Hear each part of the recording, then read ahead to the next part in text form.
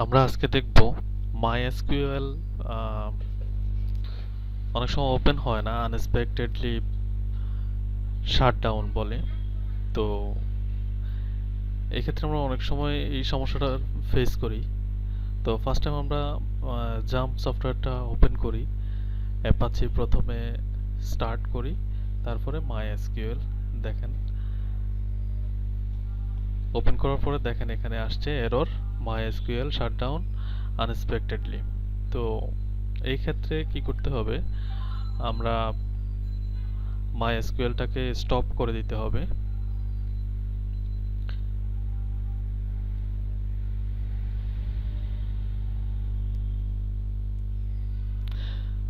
Stop করে minimise করব, minimise করে মাই কম্পিউটার, তারপর সি ড্রাইভে যাব। এই যে জাম্পের ভিতরে যায় MySql এর ভিতরে যাওয়ার পরে দেখেন একটা ডাটা ফোল্ডার আছে, মানে যেটাতে আপনি কাজ করার পরে আপনার সমস্ত ডাটা এটার মধ্যে এসে জমা হয়। তখন আপনি কি করবেন, এই ফোল্ডারটাকে রিনেম করে দিবেন। রিনেম করে এটাকে ওল্ড লিখে দিবেন। ওল্ড লেখার পরে আবার নতুন করে একটা ফোল্ডার ক্রিয়েট করবেন।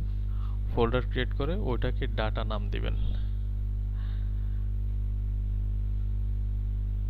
তারপর ওল্ড ফোল্ডারটা থেকে আপনি ডাটাগুলা কপি করে নেবেন। এই যে দেখতেছেন এখানে সমস্ত ডাটা যেগুলো আপনার পুরানো ডাটা, এবং নতুন ফোল্ডারটাতে কিছুই নাই, খালি। এবং উপরে যে ব্যাকআপ, আপনি যত কাজ করেছেন সমস্ত কাজগুলো এই ব্যাকআপের ভিতরে জমা থাকে সব সময়। তো এগুলো সবগুলো অল সিলেক্ট করবেন, সিলেক্ট করে কপি করবেন। কপি করার পরে ডাটা ফোল্ডারের ভিতরে এগুলো পেস্ট করবেন।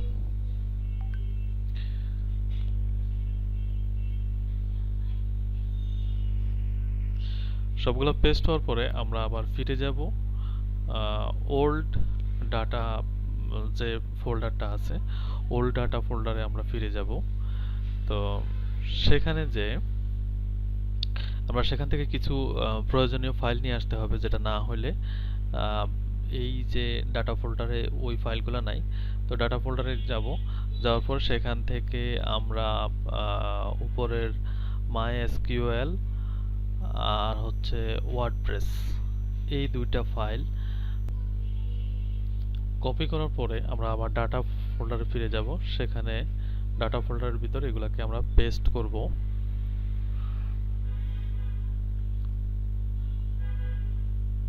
পেস্ট করার পরে MySql আগে থেকেই এখানে আছে, তো এটা রিপ্লেস করব।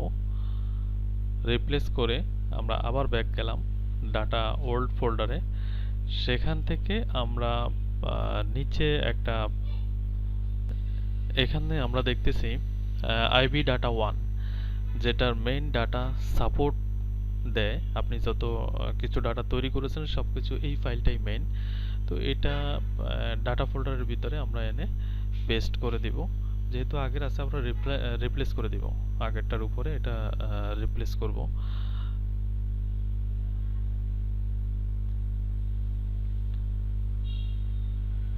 রিপ্লেস করার পরে এখন আমরা জ্যাম্প সফটওয়্যারে ফিরে যাব।